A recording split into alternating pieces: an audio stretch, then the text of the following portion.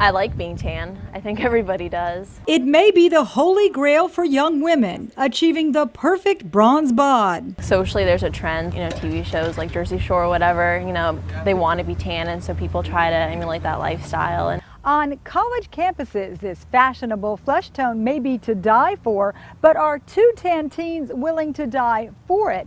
Melanoma is on the rise, with young women being a prime target for this deadly cancer. The melanoma skin cancer has the greatest ability to spread to other organs and other parts of the body. And when it does, there's a much higher mortality rate. Researchers analyzed decades of data and found melanoma rates in women between the ages of 18 and 34 increased eightfold between 1970 and 2009. It's believed a contributing factor is indoor tanning salons. Where the difference is, and this is a key difference, people who use suntan beds typically use them year-round. Skin cancers show up years after exposure, so experts advise caution in tanning and stress the importance of sunscreen. The best rule of thumb is to definitely reapply it after 60 to 90 minutes. For people who still crave the sun-kissed look, there's nothing wrong with a fake bake, as in spray tan. For Lee Memorial Health System, I'm Amy Osher.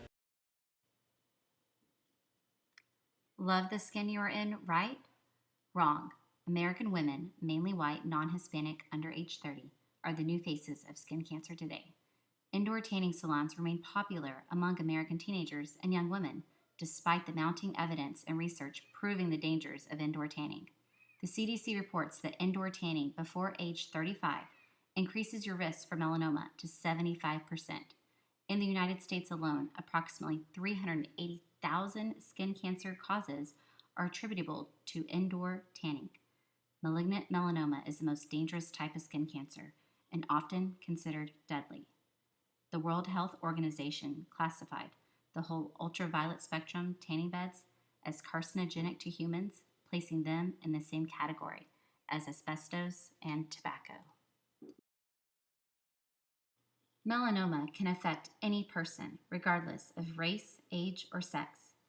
Melanoma is most common in fair-skinned people and the elderly, especially those who have the longest lifetime of UV exposure.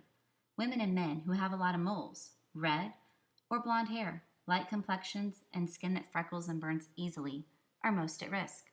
The risk is greatest in people who experience severe sunburns as children, especially redheads, and having a family member with melanoma also puts you at risk. According to skincancer.org, about 1 in every 10 patients diagnosed with the disease has a family member with a history of melanoma. Many scientific studies have concluded that indoor tanning does, in fact, increase the risk of melanoma and other skin cancers. The most recent study in 2012 by Zhang, Use of Tanning Beds and Incidence of Skin Cancer, proves that not only do tanning beds increase the risk of melanoma, but even more interesting was the participants' different natural pigmentation, both fair and dark skin, were equally at risk for skin cancer. The dangers of tanning beds need to be emphasized across all populations, regardless of the color of skin, and awareness towards teenage girls the dangerous effects from just one visit to a tanning bed. My sister, Kina, was diagnosed with malignant melanoma when she was 27 years old. She loved to be outdoors and worship the sun. During her teenage years, she began indoor tanning for prom and continued to use tanning beds in her early 20s. Kina never sunburned, naturally has always had an olive skin tone very different from my fair complexion. She was told she was safe tanning when she used tanning beds to build her base tan. We all know now there is no such thing as a safe tan. Kina has conservative re-excision to remove the remaining tumor on her chest, and thankfully, she has been in remission for 17 years. I started a spray tan business to help women achieve the look of golden tan skin without the harmful effects of indoor tanning. I am so thankful my sister is healthy, and I want to educate everyone that we need to protect our skin daily. I believe we need more awareness in the media about the dangers of tanning and have commercials just as serious as they do for the public service announcements for tobacco awareness.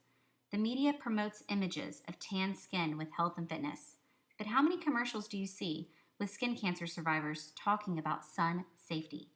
The tanning salon should have warnings for the serious health risk associated with UV exposure. I want to encourage everyone to protect your skin, and by doing this, you are protecting your life.